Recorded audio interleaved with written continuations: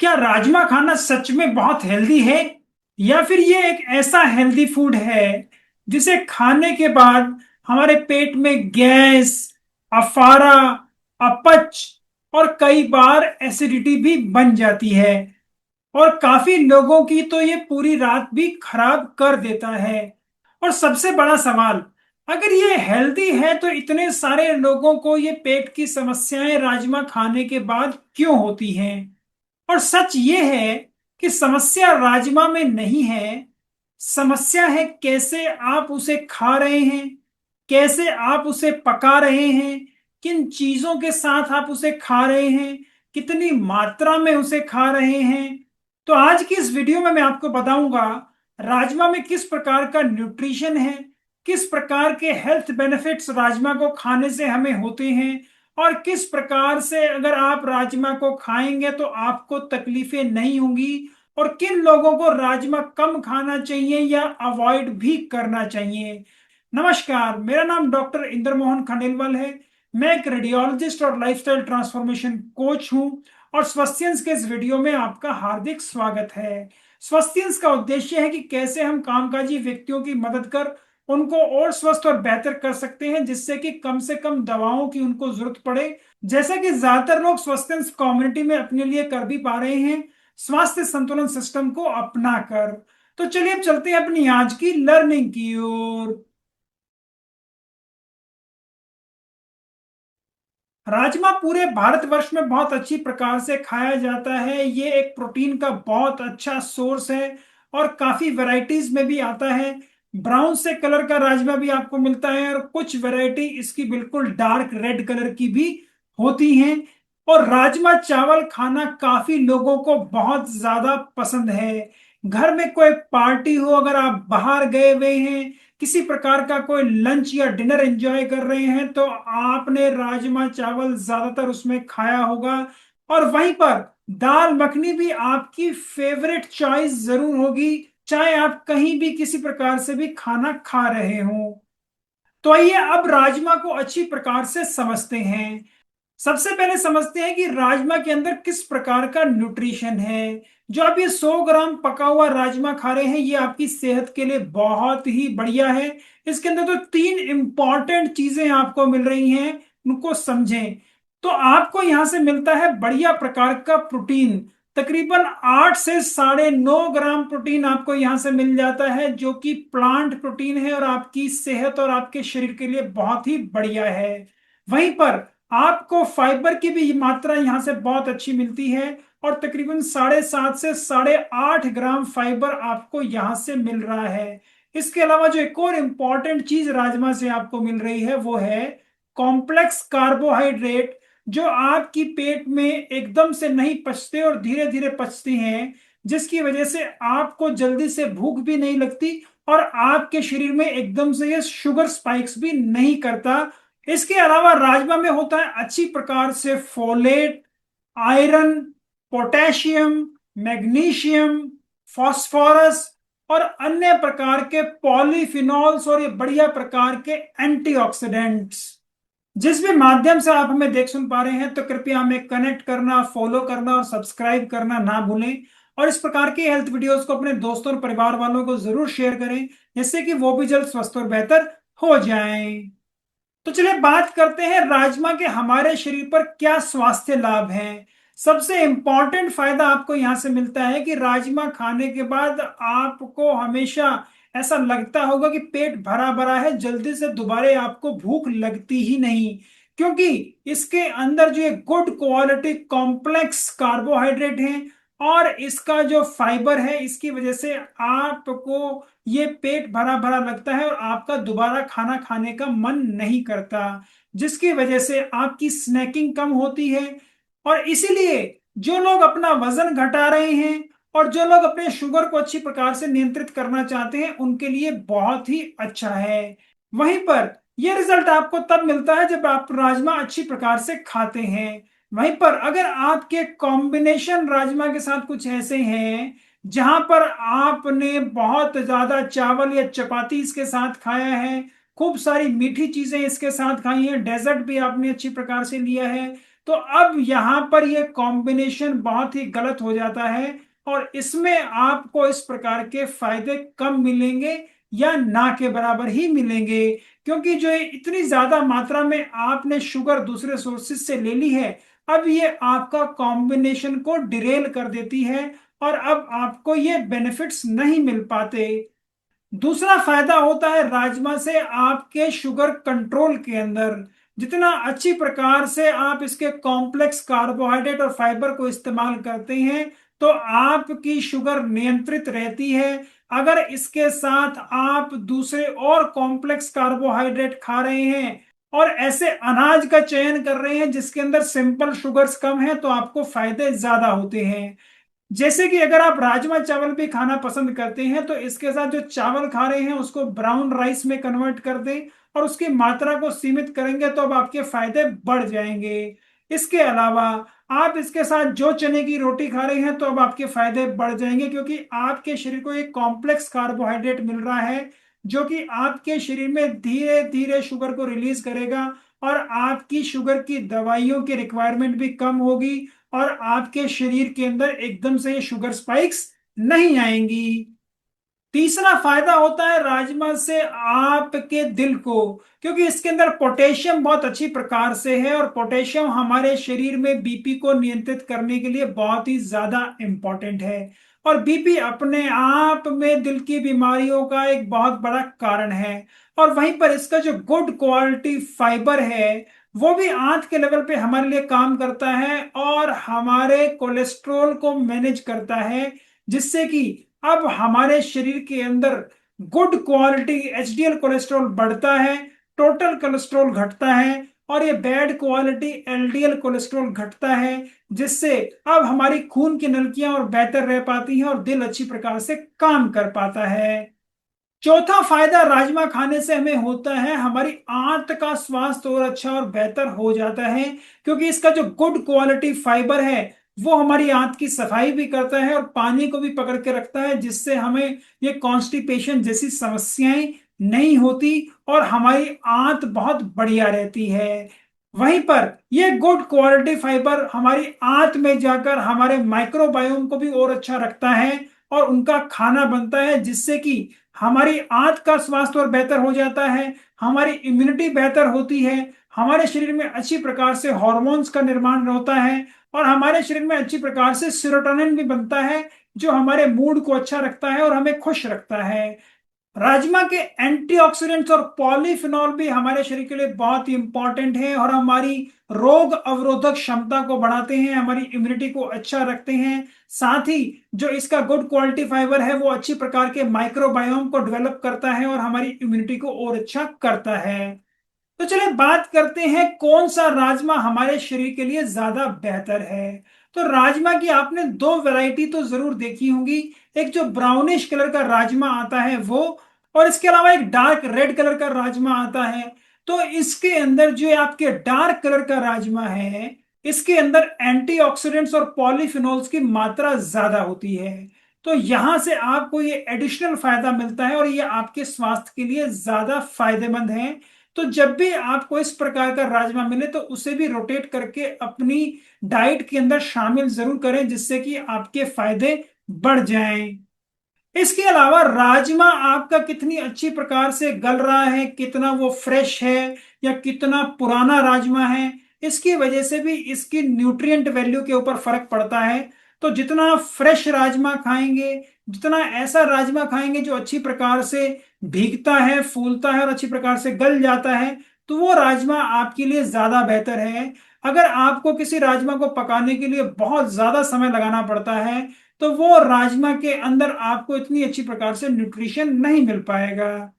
तो चलिए बात करते हैं राजमा खाने से पेट के अंदर ये गैस और अफारा क्यों बन जाता है।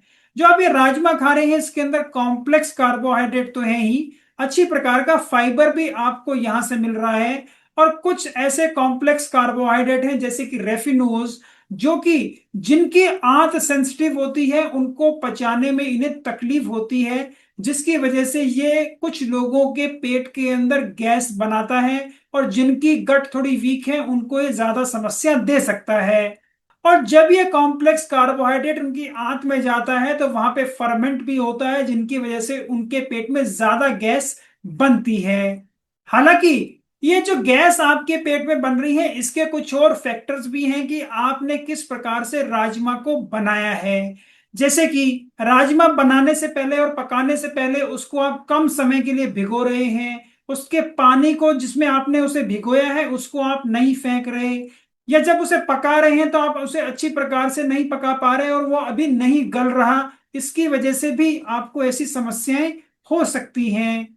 इसके अलावा अगर आप राजमा को बहुत ज्यादा मात्रा में खाते हैं, रात में ज्यादा खाते हैं और खाते ही एकदम से सो जाते हैं, तो ये भी कुछ ऐसी चीजें हैं जिनकी वजह से आपको ऐसी समस्याएं हो सकती हैं। इसके अलावा किस चीजों के साथ आपने राजमा खाया है, इसके ऊपर भी डिपेंड करता है कि आपको ऐसी पेट में समस्या होगी कि नहीं। जैसे कि ज्यादातर लोग दाल मखनी खाना पसंद करते हैं, और दाल मखनी में राजमा के साथ हमेशा उड़द की दाल भी होती है। तो अब आपके पेट को दो कॉम्प्लेक्स दालें पचानी पड़ रही हैं, तो उसके लिए उसको ज्यादा मेहनत करनी पड़ेगी। वहीं पर जब आप ये दाल दाल मखनी के रूप में लेते हैं तो उसके अंदर मसाले भी हैं, उसके अंदर फैट और हम कहें अच्छी प्रकार का कोई क्रीम या घी भी ज्यादा है। तो अब आपके शरीर को ज्यादा मेहनत करनी पड़ती है, और अगर आपने ये ज्यादा मात्रा के अंदर खाया है तो आपको समस्या अब होगी ही। तो इसलिए ये देखना बहुत ही इंपॉर्टेंट है कि आप अब यहां पर ये जरूर कहते हैं कि राजमा खाने से समस्या हुई, लेकिन क्या आपने कभी देखा है कि राजमा आपने किस प्रकार से खाया तो आपको समस्या हुई? तो यहाँ पे इस चीज को सोचना और समझना बहुत ही ज्यादा इंपॉर्टेंट है। तो चलिए अब बात करते हैं किस प्रकार से आप राजमा को खाएं जिससे कि आपको इस प्रकार की समस्याएं ना हो और आप राजमा को अच्छी प्रकार से पचा भी पाएं। तो जब भी राजमा आप बना रहे हैं तो कृपया उसे 8 से 10 घंटे के लिए पहले भिगो दें, और जब वो भीग चुके हैं अच्छी प्रकार से तो वो पानी फेंक दें और अपने राजमा को अच्छी प्रकार से धो लें। उसके बाद ही उसे उबालने के लिए रखें। उसको अच्छी प्रकार से आप प्रेशर कुकर के अंदर उबाल सकते हैं। जब वो अच्छी प्रकार से गल जाता है तो उसके बाद ही आप उसको आगे अपनी करी के अंदर कन्वर्ट करें या अपनी प्रिपरेशन के अंदर इस्तेमाल करें। राजमा बनाते हुए गरम मसालों को नियंत्रित करें। इसके अलावा ऐसे मसाले भी डालें जिनसे आपकी आंत का स्वास्थ्य बेहतर हो। जैसे कि आप इसको बनाते हुए अजवाइन का इस्तेमाल कर सकते हैं, जीरा का इस्तेमाल कर सकते हैं, अच्छी प्रकार से इसमें आप हींग भी मिला सकते हैं जिससे कि आपकी पाचन क्रिया बेहतर हो। इसके अलावा आप अदरक, लहसुन और सौंफ का भी इस्तेमाल कर सकते हैं जिससे कि आपकी अब ये डाइजेस्टिव प्रक्रिया और बेहतर हो जाए और आपके पेट के अंदर गैस कम से कम बने। और वहीं पर जब भी आप ये राजमा खा रहे हैं तो इसको सीमित मात्रा में खाएं। बहुत ज्यादा राजमा खाएंगे, ओवर ईटिंग करेंगे तो अब आपकी आंत को इतना ज्यादा काम करना पड़ेगा तो आपको गैस होनी ही है। इसीलिए जब आप ये राजमा खा रहे हैं तो इसका खाने का बेहतर समय भी आपके ब्रेकफास्ट के टाइम या लंच के टाइम है, जिस वक्त आप ज्यादातर एक्टिव रहते हैं और आप हमेशा बैठे रहते हैं, कि आपके पेट में अगर ये तेजाब बन भी रहा है तो आपको कभी भी ये एसिडिटी ज्यादा ना करे और आपको रिफ्लक्स भी ना हो, आपके मुंह के अंदर ये वापस ना आए। क्योंकि ज्यादातर लोग जो अच्छी प्रकार से राजमा खाते हैं और खाना खा के एकदम से सो जाते हैं, उनको ये एसिड रिफ्लक्स की समस्याएं भी होती हैं। और अंत में जब भी आप राजमा खा रहे हैं तो उसे निगले नहीं, अच्छी प्रकार से चबा चबा कर खाएं, स्वाद लेकर खाएं, जिससे कि वो अच्छी प्रकार से ये आपकी आंत में पच भी पाए। जितना जल्दी जल्दी आप इसे खाते हैं, निगलते हैं, उस वजह से भी इसकी डाइजेशन के अंदर डिले होता है और आपको एक गैस जैसी समस्या होती है। और यहीं पर मैं आपको वापस याद दिलाना चाहता हूं, डिनर के अंदर कृपया राजमा को सीमित करें। ज्यादा राजमा डिनर पे खाएंगे और तुरंत सो जाएंगे तो ये आपको तकलीफ बढ़ाएगा, आपकी एसिडिटी भी बढ़ाएगा और आपकी जो अपच है उसको भी बढ़ाएगा।